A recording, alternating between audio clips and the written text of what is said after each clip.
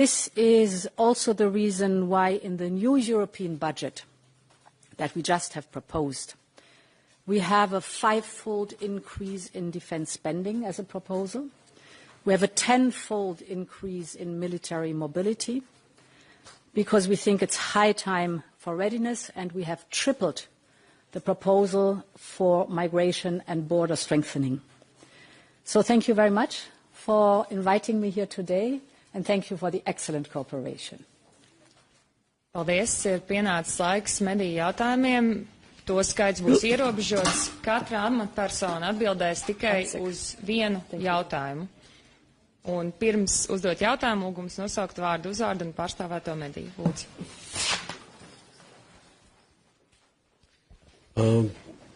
I'll ask in English. Good afternoon, President, Prime Minister. Gintam Oliņš of Latvian Public Television, LTV. You mentioned that Latvia is on a way to become a drone powerhouse, and you posted in Twitter on X that visiting the EU frontline states.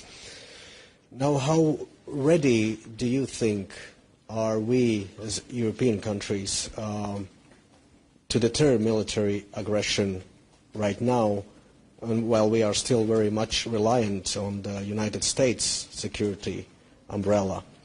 What would be the most serious capacities shortages you think that need to be addressed quickly? Yeah. So, first of all, it is very important to have the right sense of urgency. Latvia has the right sense of urgency, but the whole of the European Union needs to understand that it is important to work on readiness, immediate readiness, and for that you need different elements. One element is financial flexibility, financial leeway, and this is something the Commission has enabled the Member States through 2 elements. The one is the national escape clause, so that nationally there is more flexibility for the Member States to invest in defence, in their own defence.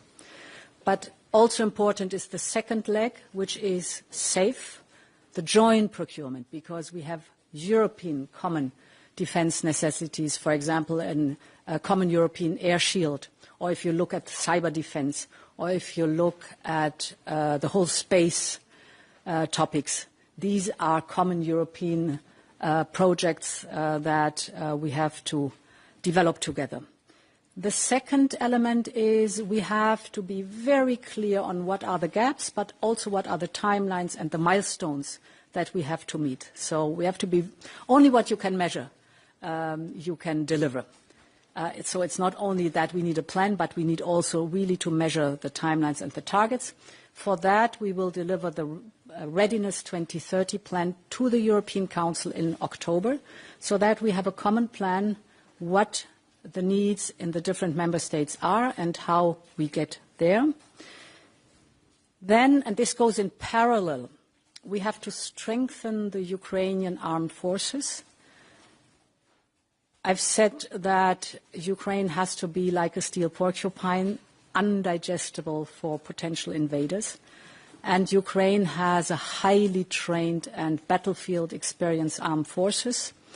For security guarantees, this would be the first line of defense. But this needs substantial and sustainable financing. So also a task where we have to look into how can we make sure that Ukraine has a well-equipped, well-trained, well-paid armed forces over time. And then the fourth and last element I want to mention is the mid- and long-term planning. That is the new budget that we have proposed, where I said that the amounts to be invested, the proposal to invest them in defence, in military mobility, but also in strengthening the borders, have been extremely increased 5 times, 10 times partially from what we had.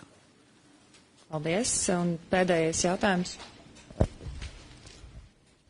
Labdien, Gatis Sakoleckas, TV3 jautājums. Tātad, premjerministrei, jūs pieminējāt, ka Maskava saprot tikai spēku. Redzot, kā notiek centieni izbeigt karu Ukrainā, vai jūsuprāt tiešām tiek izmantots, kā tas tika solīts, princips miers caur spēku, lai piespiestu Krieviju pārtraukt, slepkavot Ukrainus un postīt Ukrainu? Paldies. Jā, paldies par jautājumu. Es domāju, ka